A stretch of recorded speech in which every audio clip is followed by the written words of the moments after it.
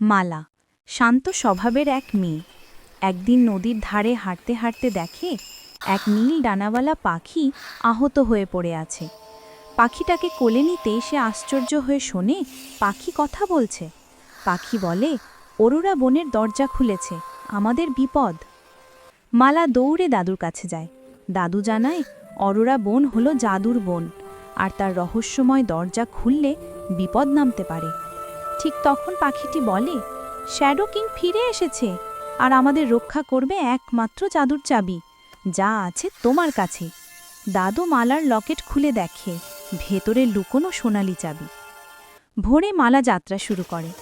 গাছে ঝলমল চোখ, অজানা কণ্ঠস্বর আর ভুতুড়ে আলো তাকে পথ দেখায়। হঠাৎ সামনে আসে গিট লাগানো বিশাল শিকড়ের দরজা।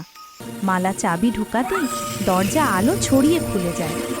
ভেতরে পা দিয়ে মালার সামনে আসে ছোট্ট গোলগাল প্রাণী নিমক। সে মালাকে নিয়ে চলে জাদুবনের গভীরে, উড়ন্ত মাছ, কথা বলা গাছ, জলজলে প্রজাপতি আর সোনালি নদীর মাঝে। কিন্তু হঠাৎ আলো কমে যায়, সামনে জমে কালো কুয়াশা। উঠে আসে শ্যাডো কিং, অন্ধকার ছায়ার দানব। সে বলে, জাদুর চাবি দাও।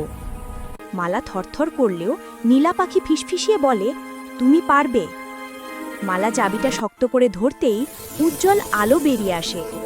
আলোতে জেগে ওঠে বনের প্রাণীরা, আর শ্যাডো কিং মিলিয়ে যায় কুয়াশায়। জাদুর রানী এসে মালাকে আশীর্বাদ করে বলে, তুমি আমাদের বনকে রক্ষা করেছ, এই চাবি এখন তোমার দায়িত্ব। মালা বাস্তবে ফিরে আসে, কিন্তু হৃদয়ে রয়ে যায় অরোরা বনের আলো।